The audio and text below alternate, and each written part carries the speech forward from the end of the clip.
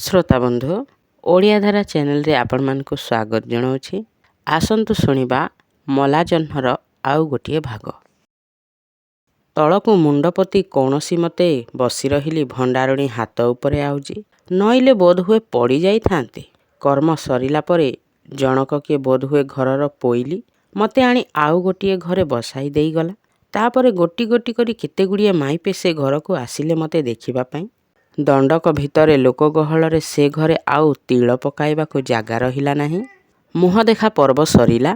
समस्ते मो रूप विषय जेझा मत प्रकाश करी बाहर को चलीगले। शेषकू दुई चारिटी टोकी प्राय मोर बयस हेब सेमानंकर से घरु आउ गले नाई काई। मते कथा कुहाइबा लागी कुकुर माछी परी लागी रहिले मो सांगे। भाग्यकू आउ जणे बुढ़ी से घर को आसिले। तांकू सबू देखी गाली देले। पिलाटा कालीठों किछि न खाई हालिया होई पड़िछि। तमे सबू ता संगे काहींकी सेमिति नगेइछ किलो। जा से टिके सोऊ। सेमाने सबू मुह चाहाचई होई हसिले। तापरे गोटी गोटी होई उठीगले से घरु। से बुढ़ीटी मते शोइबाकू कही घर कबाट आउ जाई देई चलीगले। हाय मते पुणी निद माड़िबो। एकुटिया हेलारू मो स्वामींक कथा पुणी मने पड़िला। से आसीबा समय हेला। आम शास्त्र अनुसारे जहाँकर मु स्त्री होई सारिछि। मु पुणी तांको द्वितीय स्त्री। आग स्त्री मरीथिले वर्षकर गोटिए पुओ रखी। सेई दिनु आजि जाए मो पाई ए जेमिति बाट चाहि बसिथिले। बयसरे से मो बापांक सांगर हेबे। एइयांक सांगरे पुणी मते सबुदिने घर करिबाकू पड़िबो सरिसम होई। एही मुहकू चाहि मते पुणी पिलादिनर सबु स्नेह माया भूलिबाकू हेबो तो। सेतिकी बेले मने पड़िगला मोर आउ गोटिए लावण्य सिंधु पखला चिर परिचित मुह।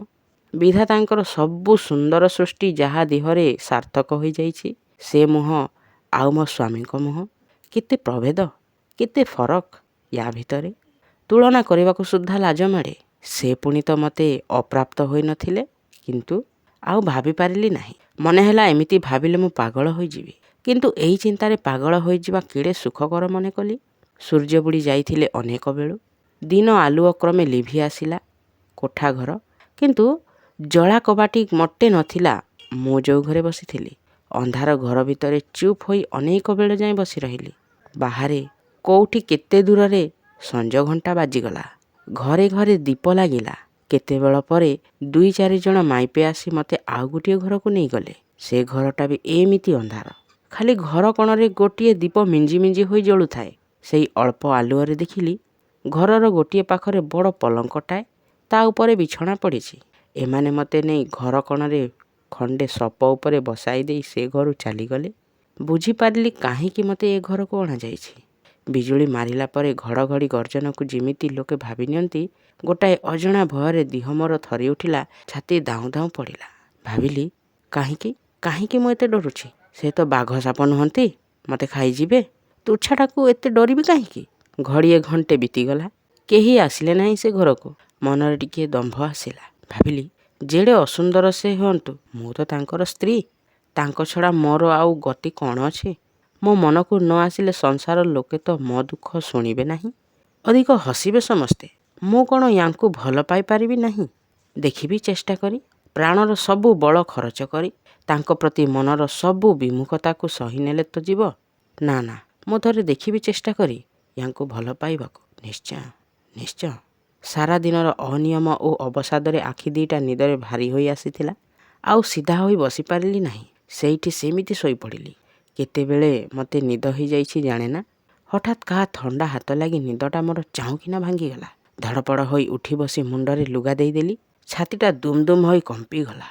सेई अल्प आलुअरे मुंडरे लुगा देबा भितरे चिन्हि पारिली से मो स्वामी। दीपटा आहुरी कमी करी देई से कहिले आ बिछणाकू। किछि कहिली नाही। से मो पाखकू आसिले। दुई हाथरे मते एक रकम बिछଣା पाखकू टेकी नहीं कहिले उपरकू जा।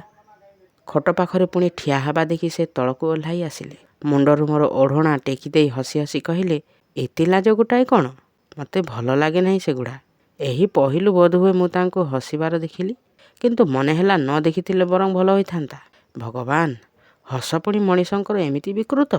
मोर ए धारणा नथिला। मते चुप होई ठिया हबार देखि से आहुरी पाखकू आसिले। दुई हाथरे मो हाथकू धरी खट उपरकू टाणी नेले। मु तांको हाथकू टिके ठेली देई पछकू घुंची आसिली। से पुणी मो हाथकू धरी रागरे टाण करी कहिले ये कौन मु खाई जाउछि ना कौन तोते। କହୁ କହୁ ମୋତେ ପାଖକୁ ଭିଡ଼ି ନେଲେ ଏତେ ଜୋରରେ ଯେ ମୁଁ ସମ୍ଭାଳି ନ ପାରି ଏକରକମ ତାଙ୍କ ଛାତି ଉପରେ ଆଉଜି ପଡ଼ିଗଲି। ପୁଣି ସିଧା ହେବା ଆଗରୁ ସେ ମୋ ମୁହଁକୁ ଟେକି ଧରି ଚୁମ୍ବନ କଲେ। ବିଜୁଳି ପରି ତାଙ୍କୁ 2 ହାତରେ ଠେଲି ଦେଇ ଖଟ ଉପରୁ ଓହ୍ଲାଇ ଆସିଲି। ଛି ଛି, ଏ ମଣିଷ ନା କ'ଣ? ଦିହ ଗୋଟାକ ଝିମିଝିମି ହୋଇଗଲା ଘୃଣା ଆଉ ରାଗରେ। କିନ୍ତୁ ମୋ ବ୍ୟବହାର ଦେଖି ସେ ବୋଧହୁଏ ସତରେ ରାଗିଗଲେ। 2 ହାତରେ ମୋତେ ପିଲାଙ୍କ ପରି ଖଟ ଉପରକୁ ଟେକି ନେଇ ଜୋର କରି କହିଲେ, ଶୋ ଏଠି। ସେଇ ବିଛଣାରେ ସେମିତି ପଥର ପରି ବସି ରହିଲି ମୁଁ। ଏଡ଼େ ଅଭଦ୍ର ଇତର ଏ ବାହା ହୋଇଛନ୍ତି ବୋଲି କ'ଣ ଏମିତି ବଳ ପ୍ରୟୋଗ କରି ଏ ମୋ ମନ ପାଇବେ? ହାୟ ହାୟ, ମୁଁ ପୁଣି ଏହାଙ୍କୁ ଭଲ ପାଇବାକୁ ଚେଷ୍ଟା କରିବି ବୋଲି ଆଉ କେତେ ଦଣ୍ଡ ଆଗରୁ ପ୍ରତିଜ୍ଞା କରୁଥିଲି। ବିଛଣାରେ ଅନ୍ୟ ଆଡ଼କୁ ମୁହଁ କରି ସେ ଶୋଇଥିଲେ। ମନେ କଲି ବୋଧହୁଏ ଶୋଇପଡ଼ିଲେଣି। ସେ ବିଛଣାରେ ତାଙ୍କ ସାଙ୍ଗରେ ଏକାଠି ଶୋଇବାକୁ ମୋର ମନ ହେଲା ନାହିଁ। ତଳେ ଶୋଇବାକୁ ମନେ କରି ଉଠି ଆସୁଛି। ସେ ଲୁଗା କାନିଟି ଧରି ପକାଇ ପଚାରିଲେ, କୁଆଡ଼େ ଯାଉଛୁ? ମନେ ହେଉଥାଏ ବଡ଼ ପାଟି କରି କହିବାକୁ, ଯମ ଘରକୁ। କଥାର ଜବାବ ନ ପାଇ ସେ ଭାରି ଚିଡ଼ିଗଲେ। କହିଲେ, ଏମିତି ହେଲେ ଏକା ଜାଣିଥା, ଭାରି ଖରାପ ହେବ। ମୁଁ କହୁଛି, ମୋ କଥା ମାନ, ପାଖକୁ ଆ। ପୁଣି ସେମିତି ଟଣା ଓଟରା। ସ୍ତ୍ରୀ ହୋଇ ମୋର କେତେ ବଳ ତାଙ୍କ ସାଙ୍ଗେ ଲଢ଼ିବାକୁ। ମୁଁ ଆଉ ପାରିଲି ନାହିଁ। 2 ହାତରେ ମୋତେ ଛାତି ଉପରେ ଭିଡ଼ି ଧରି ସେ ମୋ ମୁହଁ ପାଖକୁ ମୁହଁ ଆଣିଲେ, ବୋଧହୁଏ ଆଉ ଥରେ ଚୁମ୍ବନ କରିବାକୁ। ଭାବିଲି ବାଧା ଦେବି ନାହିଁ ଏଥର ତାଙ୍କ କାମରେ। କ'ଣ କରୁଛନ୍ତି ସେ କରନ୍ତୁ। କିନ୍ତୁ ଘୃଣା ଆସି ମୋତେ ବାଟ କଡ଼େଇ ନେଲା। ଅଜାଣତରେ କେତେବେଳେ ମୁଁ ତାଙ୍କୁ ପଛକୁ ଠେଲିଦେଲି ଖଟ ଉପରୁ ଡେଇଁ ପଡ଼ିଲି। ସେ ବି ମୋ ପଛେ ପଛେ ମୋତେ ଧରିବାକୁ ଆସୁଛନ୍ତି ଦେଖି ଦୀପଟା ଲିଭାଇ ଦେଲି। ଅନ୍ଧାର ଭିତରେ ମୁଁ କୋଉଠି ସେ ଦେଖିପାରିଲେ ନାହିଁ। ମୋତେ ଖୋଜୁ ଖୋଜୁ ସେଇ ଅନ୍ଧାରରେ ତାଙ୍କ ମୁଣ୍ଡ ଖଟ ଦିହରେ ଖୁବ୍ ଜୋରରେ ବାଡ଼େଇ ହୋଇଗଲା। ମୁଁ ଶୁଣିପାରିଲି ଯନ୍ତ୍ରଣାରେ ଭାରି ରାଗିଯାଇ ସେ କହିଲେ, ହଉ ରହିଥା, କାଲି ସକାଳେ ଯାଇ ତୋର ମୋର ବୁଝାବୁଝି। ମୋତେ ଚିହ୍ନି ନାହୁଁ ପରା ଆଜି ଯାଏଁ। ବହୁ କଷ୍ଟରେ ଦରାଣ୍ଡି ସେ ବିଛଣାକୁ ଯାଇ ଶୋଇଲେ। ଅନ୍ଧାରରେ କିଛି ଦିଶୁନଥାଏ। ପଲଙ୍କ କଟକଟ ହେଲାରୁ ଖାଲି ଅନୁମାନ କଲି। ଘଡ଼ିଏ ଗଲା, କିଛି ସୋର ଶବ୍ଦ ନାହିଁ। ଭୟରେ ଦରମରା ହୋଇ ଦୁଆର ମୁହଁ ପାଖରେ ସେମିତି ସେତିକିବେଳୁ ଠିଆ ହୋଇଛି କାଠ ପରି। ହଲଚଲ ହେବାକୁ ବି ଡର ମାଡ଼ୁଥାଏ, କାଳେ ସେ ପୁଣି ମୋତେ ଧରିବାକୁ ଆସିବେ। କେତେବେଳେ କେଜାଣି ଖଟ ଉପରୁ ତାଙ୍କ ଘୁଙ୍ଗୁଡ଼ି ଶବ୍ଦ ଶୁଭିଲା। ସାବଧାନରେ କବାଟ ଟିକେ ମେଲା କରି ଗୋଡ଼ ଚିପି ଚିପି ବାହାରକୁ ଚାଲି ଆସିଲି। ରାତି ପାହି ଆସୁଥାଏ ଯେତେବେଳକୁ ଦୂର ସାଗର ଦିହରେ ଅନ୍ଧାରର ଯେମିତି ଛେନା ଛିଣ୍ଡି ଯାଇଛି। ଏଠି ସେଠି ଗଛପତ୍ର ସବୁ ପତଳା ଅନ୍ଧାର ଭିତରେ କଳା କଳା ହୋଇ ବାରି ହେଉଥାନ୍ତି। ଭଗବାନଙ୍କର ଏଇ ମୁକୁଳା ରାଜ୍ୟ ତଳେ ଠିଆ ହୋଇ ମନର ଗୋପନ ଗୁହାର ଟିକେ ତାଙ୍କ ପାଖରେ ପହଞ୍ଚାଇବା ଲାଗି ରାତିସାରା ଯେମିତି ତରଳ ଆଖି ଦିଟା ବାଟେ ଝରି ପଡ଼ିଲା। ମନେ ହେଲା, ଏଇ ସ୍ୱାମୀ, ୟାଙ୍କୁ ମୁଁ ଭଲ ପାଇପାରିବି ତ? ସେଦିନ ସକାଳୁ ଜମିଦାରୀର କ'ଣ ଗୋଟାଏ କାମରେ ସ୍ୱାମୀ ଅନ୍ୟ ଗାଁକୁ ଯିବେ ବୋଲି ସଜ ହେଉଥିଲେ। ସେଦିନ ଘରକୁ ଫେରିବେ ନାହିଁ ବୋଲି ଶୁଣିଲି। ମନେ ହେଲା, ଯାହା ହେଉ ଆଜି ଦିନକ ତ ଛୁଟି।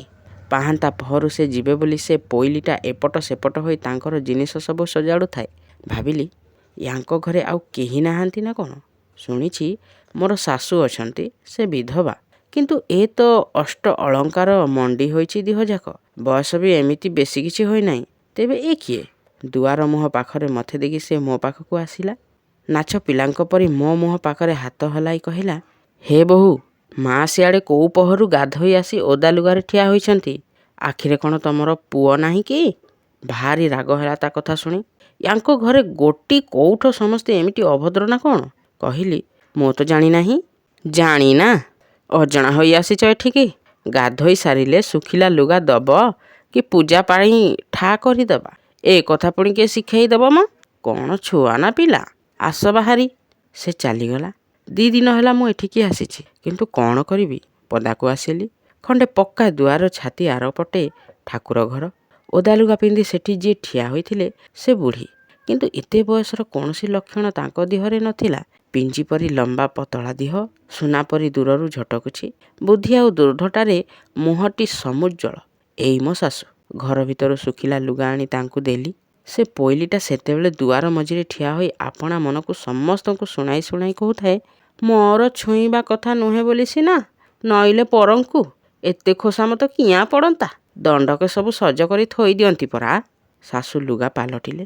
ମୋତେ ତୁନି ତୁନି କହିଲେ, ଦେଖୁଛୁ ତ କେମିତି ଏକୁଟିଆ ଘର। ଏତେ ଲାଜ କଲେ ଚଳିବ କୋଉଠି ଝିଅ? ସେ ଠାକୁର ଘର ଭିତରକୁ ଯାଇ କବାଟ ଲଗାଇ ଦେଲେ। ଠାକୁର ଘର ଦୁଆର ମୁହଁ ପାଖରେ ଗୋଟିଏ ପିଲା କେତେବେଳୁ ଖୁଣ୍ଟକୁ ଆଉଜି ଠିଆ ହୋଇଥାଏ। ମୋତେ ଦେଖି ପାଖକୁ ଆସିଲା। କାନି ଧରି ହସି ହସି କହିଲା, ନୂଆ ମା, କାଖ କରି। ମୁଁ ତାକୁ ମୋରି ଘରକୁ ନେଇ ଆସିଲି। ଘର ଭିତରେ ଆଉ କେହି ନଥିଲେ ସେତେବେଳେ। ତୁନି ତୁନି ପଚାରିଲି, ତୋ ନାଁ କ'ଣ କି? ନଟ ପରା, ସେ କହିଲା। ପଚାରିଲି, ହଇରେ ନଟ, ମୋତେ ତୁ ଚିହ୍ନିଲୁ କେମିତି? ବାରେ, ଆମ ଧାଇମା ପରା କହୁଥିଲା କୋଉଦିନ କେଜାଣି କେତେ ଦିନ ହୋଇଗଲାଣି ତୋର ନୂଆ ମା ଆସିବ, ବାପା ଯିବେ କେତେ ବାଜା ବଜାଇ ତାକୁ ଆଣିବାକୁ। ଧାଇମା କିଏ? ମଲା, ତୁ ଜାଣିନଉ ନା? ସେ ସବରି ପରା, ଏଇ କ୍ଷଣି ଯେ ଦୁଆରେ ଠିଆ ହୋଇଥିଲା ତୁ ଆସିଲା ବେଳେ। ବୋଧହୁଏ ସେ ପୋଇଲିଟା। ପଚାରିଲି, ହଇରେ, ଧାଇମା ଏଠି କି କାମ କରେ? ମୋତେ ଦୁଧ ପେଇ ଦିଏ, ଦାଣ୍ଡକୁ ବୁଲେଇ ନିଏ। ଆଗେ ତାରି ପାଖରେ ଶୋଇଥିଲି, ଏବେ ମା ପାଖରେ ଶୁଏ, ବହୁତ ଦିନ ହେଲା। ପଚାରିଲି, ଧାଇମା ତତେ ମାରେ? ହଇରେ, ଖୁବ୍। ଦୁଧ ନ ପିଇଲେ ଅମାନିଆ ହେଲେ ଗୋଟାଏ ବାଡ଼ି ଧରି ଏମିତି ପିଟି ପକାଏ ଖାଲି। ବାପା କିଛି କୁହନ୍ତି ନାହିଁ ତାକୁ? ନାଇଁ, ଖାଲି ହସି ଦେଇ ଦାଣ୍ଡକୁ ଚାଲି ଯାଆନ୍ତି। ତାପରେ ଦଣ୍ଡେ କ'ଣ ଭାବି କହିଲା, ବାପାକୁ ସେ ଔଷଧ କରିଛି କୁଆଡ଼େ? ଆଉ ମା? ମୁଁ ପଚାରିଲି। ସେ କିଛି କୁହନ୍ତି ନାହିଁ ଧାଇମା ତତେ ମାରିଲେ? ସେ କହିଲା, ସେ ତ ସବୁବେଳେ ଖାଲି ଠାକୁର ଘରେ ପଶିଥାଏ, ଏ ଖଞ୍ଜାକୁ ଜମା ଆସେ କି? ଆଖି ଦିଟା ମୋର ଲୁହରେ ପୂରି ଉଠିଥିଲା ତା କଥା ଶୁଣି। ମାଲୋ, ଏଇ ଅରକ୍ଷ ଅସରଣ ପିଲାଟି, କାହାର ତ ଟିକେ ହେଲେ ଲୋଭ ନାହିଁ ୟା ପ୍ରତି। ଦୁଇ ହାତରେ ତାକୁ ଛାତି ଉପରେ ଭିଡ଼ି ଧରି ମନେ ମନେ କହିଲି, କେହି ନଥିଲେ ତୋର ମୁଁ ତ ଅଛି।